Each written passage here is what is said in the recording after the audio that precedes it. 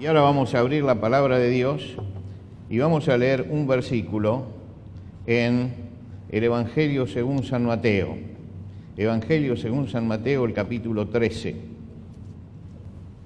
Hay 7 parábolas de Jesús, todas alrededor del mismo tema. Vamos a leer una de esas parábolas que está en el versículo 33. Dice: otra parábola les dijo: el reino de los cielos es semejante a la levadura que tomó una mujer y escondió en 3 medidas de harina hasta que todo fue leudado. Voy a releerlo para que se nos grabe la parábola. Dice: otra parábola les dijo: el reino de los cielos es semejante a la levadura que tomó una mujer y escondió en 3 medidas de harina hasta que todo fue leudado. Hasta aquí nada más en la lectura de la palabra de Dios. Estamos preparándonos para un año de evangelización y estamos tratando de ver qué es el Evangelio, qué es eso que llamamos el Evangelio y por qué proclamamos el Evangelio. Cuando Jesús va a la cruz, esto es la culminación de un problema que se vino gestando desde 3 años antes. Cuando Jesús comienza su ministerio, la gente empieza a seguirlo. Al principio lo siguen y es un maestro más, pero después esto se va multiplicando y multiplicando hasta que forman los discípulos de Jesús una masa muy importante. Y Jesús está siendo muy crítico con todo el sistema y la fe de ese pueblo. Muchas veces se ha encarado directamente con los religiosos que tienen poder y los ha acusado y los ha denunciado por la corrupción que había allí. No era una persona agradable para el poder, pero resulta que la cantidad de gente que estaba detrás de él crecía. La gente estaba mirándolo a Jesús y decía: bueno, hosana al que viene en el nombre del Señor, ¿no? Buscando algún tipo de salida. Ahora, ¿entendían todos qué era lo que Jesús quería decir? El Evangelio de Lucas y el Evangelio de Juan nos habla del final, de los últimos minutos que los discípulos pasaron con Jesús. Y nos dice que poco antes de ir a Getsemaní, el Señor ya les ha hablado de que va a la cruz, de que va a morir, de que va a resucitar. Ellos le dijeron: Señor, hay 2 espadas. Hay 2 espadas. Y él les dijo: basta. Quiero decir que había una actitud de que lo que tenemos que hacer ahora, somos poderosos, tenemos mucha gente alrededor, Jesús hace milagros, y ahora viene el momento de poner en orden todas las cosas, y la revolución se hace con violencia. Sin violencia no se puede hacer. Así lo entendió también Pedro, que en Getsemaní dice que Pedro tomó una espada, las desenvainó y hirió a un siervo de un sumo sacerdote.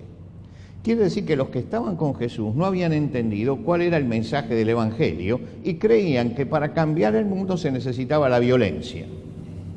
Pero no solamente ellos creían eso.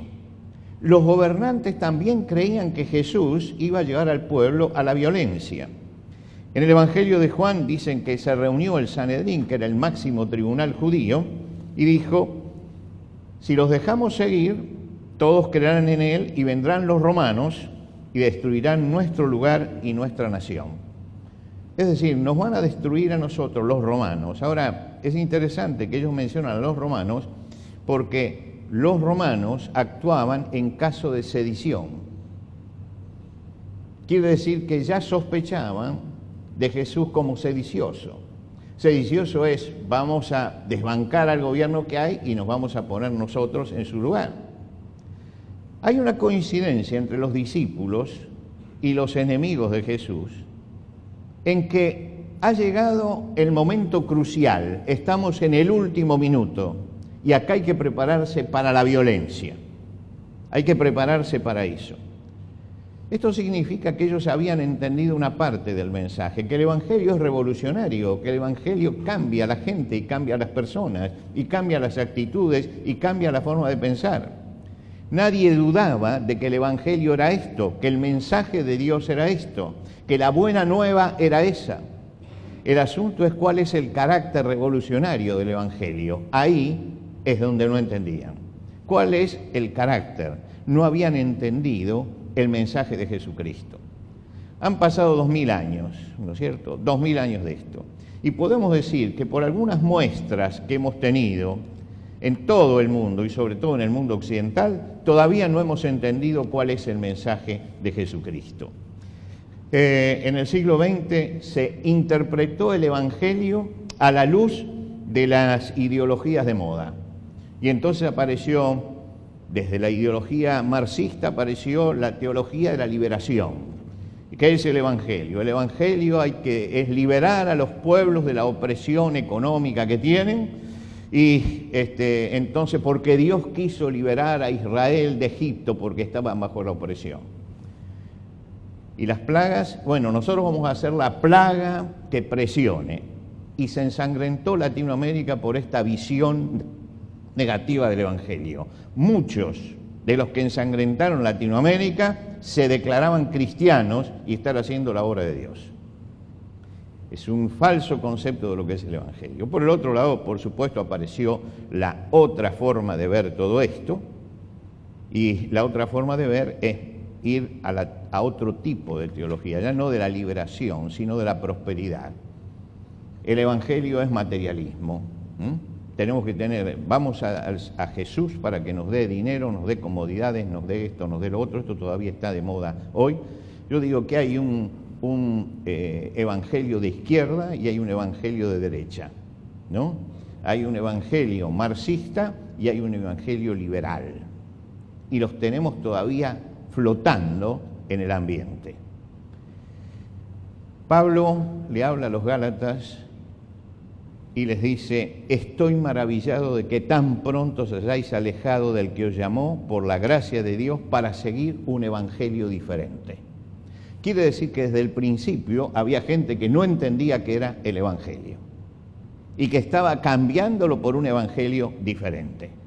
Ahora les voy a aclarar, no es que haya otro evangelio, no es que hay diferentes enfoques del evangelio, hay quienes pervierten el mensaje fundamental. No es yo lo veo así. El Evangelio es muy claro, está escrito y por lo tanto todos podemos recurrir a la fuente.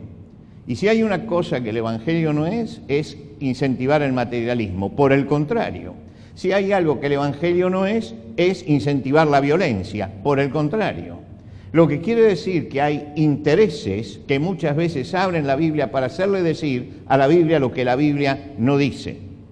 El apóstol Pablo dice, hay quienes los perturban, no hay otro evangelio, hay quienes quieren pervertir el evangelio. Pero inmediatamente dice, y si alguno quiere pervertir el evangelio, este es maldito por Dios. Recibe el anatema, la maldición de Dios. Jesús habla aquí, en este capítulo 13, hay 7 parábolas de Jesús, una detrás de otra. Y en esas parábolas él habla de un término que es el reino de Dios. Como los judíos evitaban y siguen evitando todavía la palabra Dios, en el Evangelio de Mateo, dirigido especialmente a los judíos, se utiliza reino de los cielos. Pero la misma parábola, cuando la cuenta Lucas, dice el reino de Dios. Estamos hablando de lo mismo. Ahora, si uno quiere saber qué es el reino de Dios y cuál es la mecánica del reino de Dios, tiene que agarrar el capítulo 13 y allí tomar cada parábola, y cada parábola me va mostrando un aspecto diferente de cómo se maneja el reino de Dios, cómo crece el reino de Dios, cómo se multiplica el reino de Dios. Nosotros hemos elegido una parábola para que nos ayude en lo que nosotros estamos enfocando esta mañana. La parábola de la levadura. Esta es una parábola lo que habla Jesús son siempre cosas muy cotidianas y que tienen que ver con la vida diaria. Él habla de una mujer que va a amasar el pan y Jesús exageradamente pone esto para que entendamos lo que quiere decir. Dice, tiene 3 medidas de harina. Yo no entiendo mucho de esto, pero son 30 kilos de harina los que va a amasar. Me imagino que con 30 kilos se debe hacer bastante pan, ¿no? o era panadera la mujer, o tenía una familia numerosa, pero muy numerosa, pero iba a amasar el pan. Jesús pone esto para mostrar algo que es la diferencia entre el tamaño de la realidad, que sería la harina, y la diferencia que hace un pequeño fermento que se pone dentro. Ese fermento que se pone dentro, dice, la hace crecer. Y Jesús dice, el reino de los cielos es así. Es como algo que se coloca en el interior de la persona y comienza a crecer desde adentro. Empieza a transformar desde adentro. La levadura, como fermento, es silencioso, es persistente, es transformador. Pero genera, ustedes se habrán dado cuenta, quienes todavía leudan allí en su casa, que genera calor, ¿no? Y se va produciendo entonces, y va creciendo, como dicen las señoras, va creciendo la masa en ese momento. Y ese crecimiento se da por algo muy pequeño, pero muy poderoso, que se colocó adentro. Eso va creciendo, es pequeño, es silencioso, es persistente, pero es transformador y transforma. Cuando los cristianos salieron en el primer siglo, tuvieron que ir al mundo grecorromano, que era un mundo pervertido totalmente. Y cuando miraron el mundo grecorromano, ellos que vivían en la última provincia del Imperio Romano y que eran un grupito, frente a 100 millones de personas que formaban el imperio y que eran todos paganos, frente a todo esto, ¿qué vamos a hacer nosotros?, se habrán dicho. Pero Jesús le dijo, son la levadura. Toma un hombre, el apóstol Pablo, que era un perseguidor. Él un día tropieza en su vida, no lo estaba buscando, tropieza con el Evangelio, tropieza con Jesucristo. Es en el camino a Damasco donde él se enfrenta con el Señor. Y eso lo lleva a una crisis tremenda. Esa crisis tremenda es una crisis personal que le va a llevar algunos años en elaborar. Pero esa crisis tremenda hace que en su interior comience una transformación profunda. Tan profunda que va a la sinagoga y discute con los judíos, tan profunda que va y empieza a preparar a los cristianos, tan profunda que sale en viajes misioneros, 3 viajes misioneros. ¿Qué es lo que le había pasado al apóstol Pablo? Es que había algo que había tocado en ese momento su corazón, que había transformado su vida y empezaba un cambio de adentro hacia afuera, de adentro hacia afuera. El Evangelio cambia de adentro hacia afuera. No se hace por la fuerza, no actúa por la fuerza, ni actúa tampoco a través del engaño. Venga a Cristo que va a solucionar todos sus problemas. Actúa poderosamente cuando entendemos lo que Jesucristo es y lo que es el Evangelio y dejamos que eso penetre en nuestro corazón y penetre en nuestra vida. Esto es lo que comenzó a permear en el mundo antiguo. Cuando llegamos 300 años después, se dio vuelta el imperio así, y el imperio oficializó el cristianismo, y eran todos cristianos entonces. Pero no lo hicieron porque fueran todos cristianos, sino porque los cristianos eran una masa tremenda de gente que tenía valores, mientras que el imperio estaba en manos de sinvergüenzas que robaban todo. Y en medio de la crisis del imperio romano se necesitó una fuerza renovadora. Y la fuerza renovadora estuvo caminando por abajo, y no ejercía violencia, no reaccionaba sobre eso, no vendía espejos de colores a la gente. Simplemente le hablaba de Jesucristo y dejaba que Jesucristo llegara al corazón para que él hiciera la obra. Así fue como Pablo pasó 3 semanas nada más por Tesalónica, habló allí de Jesucristo y se fue. Y después manda para que alguien visite la ciudad. Timoteo, él era una persona que colaboraba con él, para que visite la ciudad Y cuando visita la ciudad y le trae el mensaje, dice, ya no hace falta que nadie predique nada, porque esta gente que ha recibido a Cristo ha sido transformada en tal forma que los demás, los que lo ven, dicen, se volvieron de los ídolos a Dios para servir al Dios vivo y verdadero. Dice, y comenzaron a predicar y llenaron todo del Evangelio de Cristo. Quiere decir que esto era algo que estaba caminando en el interior de la persona. Por eso cuando el apóstol Pablo, a quien él le está entregando en alguna forma el servicio que queda pendiente cuando está preso en su última prisión, él le dice, lo que has oído de mí ante muchos testigos, esto encarga a hombres fieles que sean idóneos para enseñar también a otros. Es decir, que pongan el objetivo de su vida en el corazón de la persona, en la parte interior de la persona. ¿Para qué? Para que el Evangelio llegue allí y comience la transformación de adentro, de adentro. Si no hay llegada del Espíritu Santo, no hay transformación verdadera. Comienza en el interior.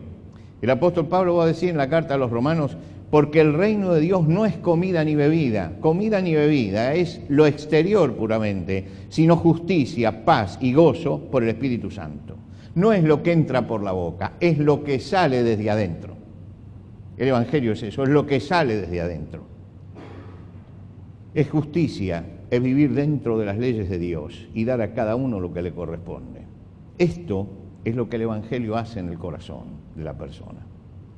El mensaje del Evangelio puro, llevado al corazón de la persona, el Espíritu Santo golpea allí duramente hasta empezar a producir una transformación de vida. Esa transformación de vida se ve muchas veces en el Evangelio, en las Escrituras, cuando se predica el Evangelio o cuando se manifiesta simplemente qué es el Evangelio en la vida de una persona. Pablo y Silas estaban en Filipos, en la ciudad de Filipos, y son encarcelados, los mandan a la cárcel de más adentro, es decir, a la cárcel de máxima seguridad, y en la cárcel de máxima seguridad lo ponen en el cepo, los dos por predicar el Evangelio, y allí están.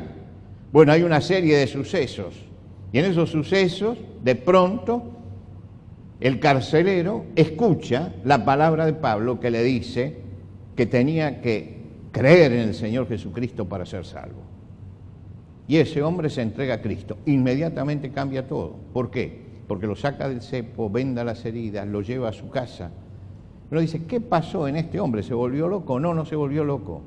Es que entendió de golpe lo que es el poder de Dios. Y el poder de Dios comenzó a obrar en su vida. Comenzó a trabajar en él. Cuando Jesús está andando por Israel, entra a una ciudad y se encuentra con un hombre que era cobrador de impuestos y era un estafador que seguramente se había enriquecido con esto, se llamaba Zaqueo. Y se acerca y habla con él en la casa, y cuando termina, Zaqueo dice, la mitad de mis bienes doy a los pobres, y si en algo, y lo declara públicamente, y si en algo defraudé a alguno, que venga porque se lo devuelvo cuatruplicado. ¿Qué pasó en el corazón de esta persona? Hay algo que se movió dentro para transformar la vida.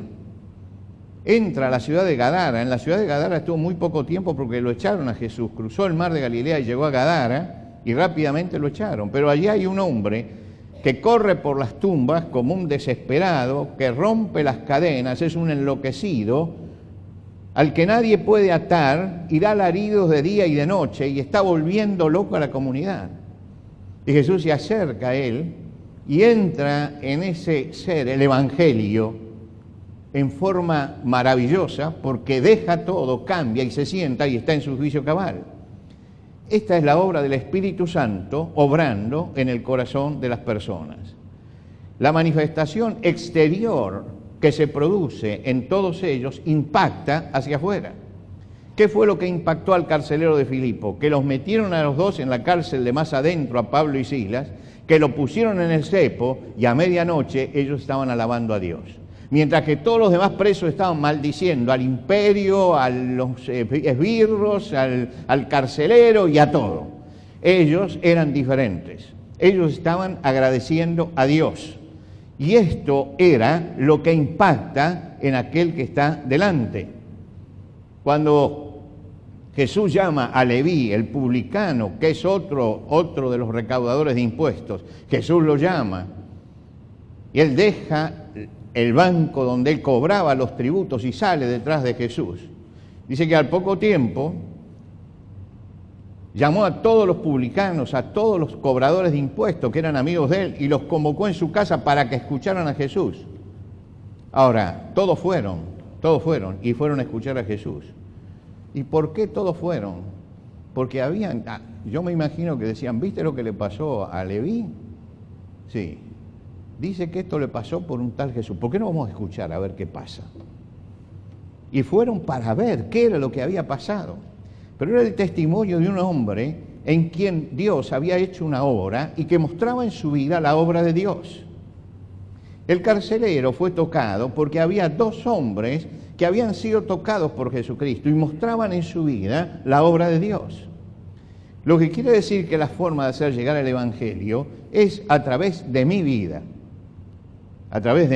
y también de mis palabras. Pero lo primero que tengo que hacer es que yo predico el Evangelio con mi conducta. Allí yo digo realmente lo que es Jesucristo cuando yo me conduzco en el mundo. El Señor se sienta un día en el pozo en Samaria y viene una mujer de una vida desordenada y habla Jesús con aquella mujer y basta con que hable con esta mujer algo pasa en ella y se va corriendo a la ciudad y llama a toda la gente y le dice, vengan porque creo que encontré al Mesías. ¿Desde cuándo esta mujer de vida desordenada está tan interesada en el tema del Mesías? Es que hay algo que pasó y hay algo que tocó su corazón. El Evangelio es la obra de Dios llegando al corazón y transformando la vida de la persona. Haciendo una transformación que es de adentro hacia afuera, de adentro hacia afuera. Y esa persona se transforma en un transformador de la sociedad, pero también de adentro hacia afuera. No va a agarrar una espada para matar a nadie, no va a ejercer violencia, nada de esto, nada de esto. Va simplemente a manifestar en su vida lo que Jesucristo hizo. Cuando yo llego al Evangelio, cambia mi sentido de familia, cambia mi sentido de vida social, cambia mi sentido de la educación de los hijos, cambia mi disciplina personal, cambia mi responsabilidad, cambia todo, me transforma en una persona diferente, porque afecta a todas las áreas de la vida. El apóstol Pablo va a sintetizar esto en la segunda carta a los Corintios y va a decir, lo que pasa es que nosotros tenemos la mente de Cristo. La mente de Cristo, es decir, pensamos en una forma diferente. Y Jesús le mandó a los suyos, bueno, ¿qué es lo que ustedes tienen que hacer? Vayan y hagan discípulos a todas las naciones, bautizándolos en el nombre del Padre, del Hijo y del Espíritu Santo. Y Lucas nos dice que dijo, y que se predicase en su nombre el arrepentimiento y el perdón de pecado a todas las naciones.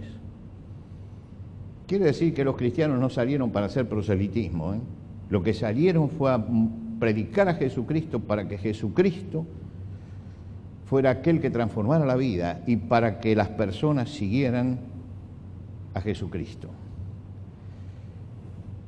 El apóstol va a decir, porque el reino de Dios no consiste en palabras, sino en poder. El reino de Dios no consiste en palabras, sino en poder. Es el poder de Dios trabajando en el corazón. ¿Cuál es la misión que tenemos nosotros en este momento? El hombre de hoy es un hombre centrado en el aquí y el ahora, que no piensa en la eternidad, pero tampoco quiere pensar en la eternidad. Piensa que va a ser eterno. No hablemos de la muerte, no hablemos de que se acaba, no hablemos de esto, porque tiene miedo,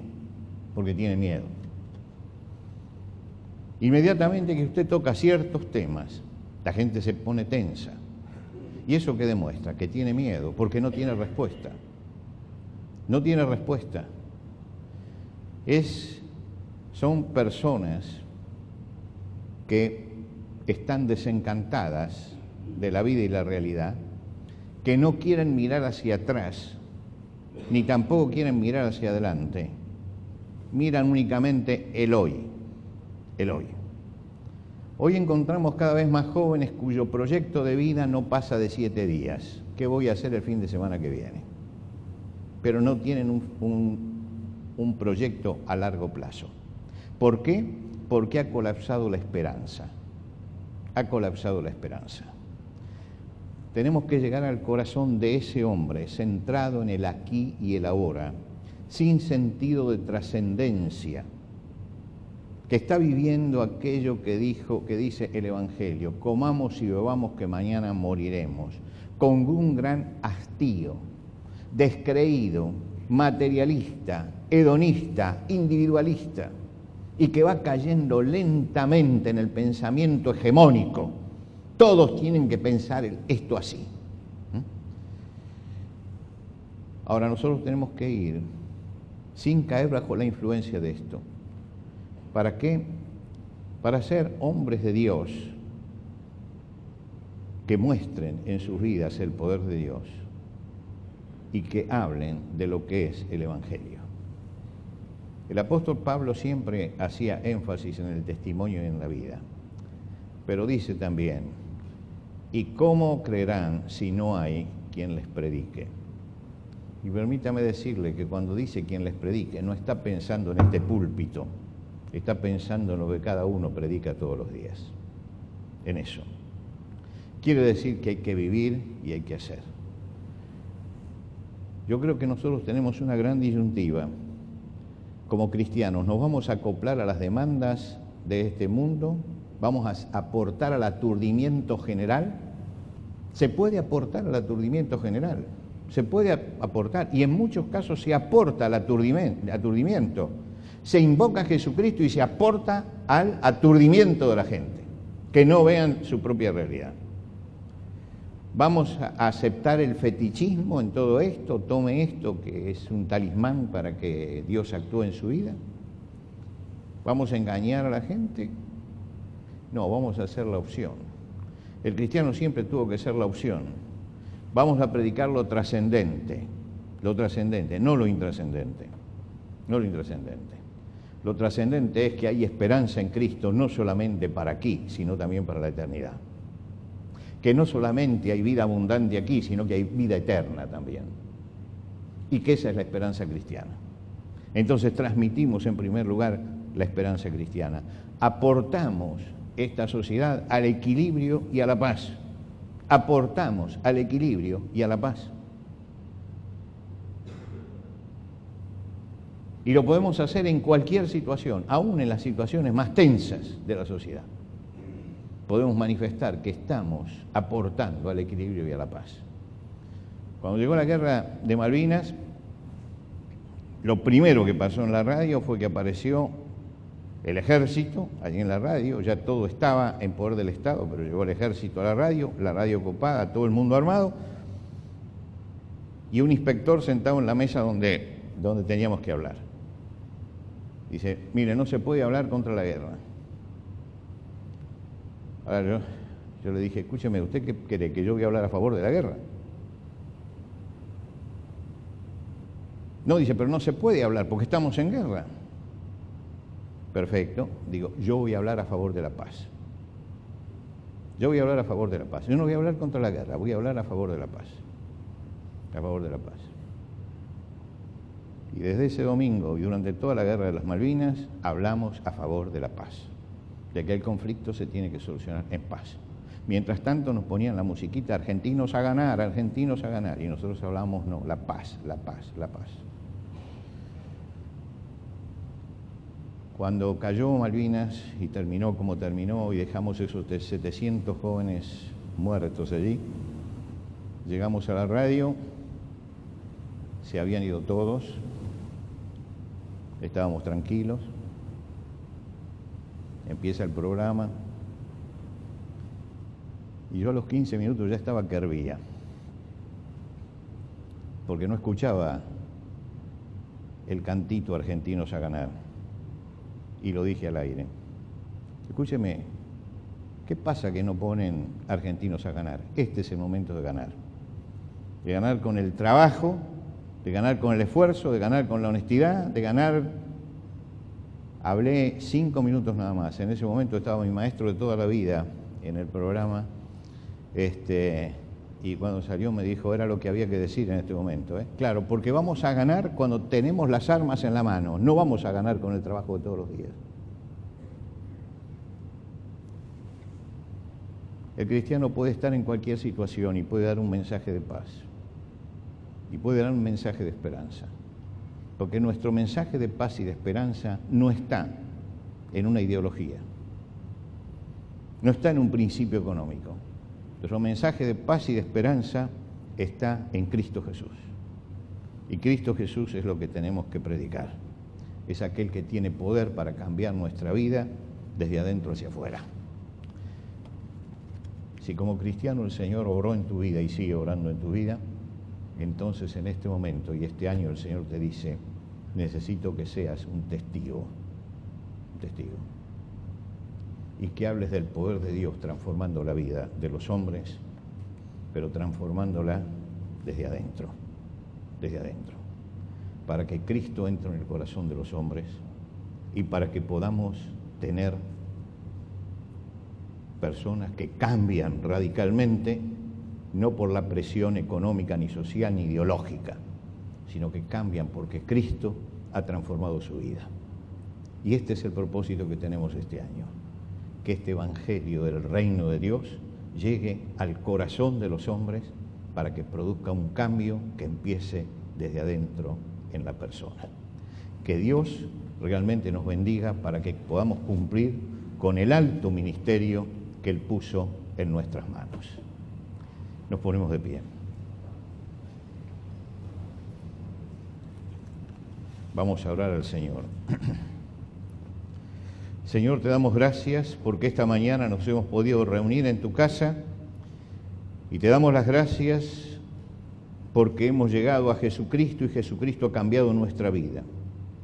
Ahora te rogamos, Señor, que habiendo recibido de ti la maravilla del Evangelio y habiendo experimentado el poder del Espíritu Santo, que cada uno de nosotros pueda ser constituido en un testigo tuyo allí donde esté, para que los hombres conozcan el poder de Jesucristo y puedan experimentar la transformación que produce el Espíritu Santo en sus vidas. Señor, ponemos esta semana en las manos tuyas.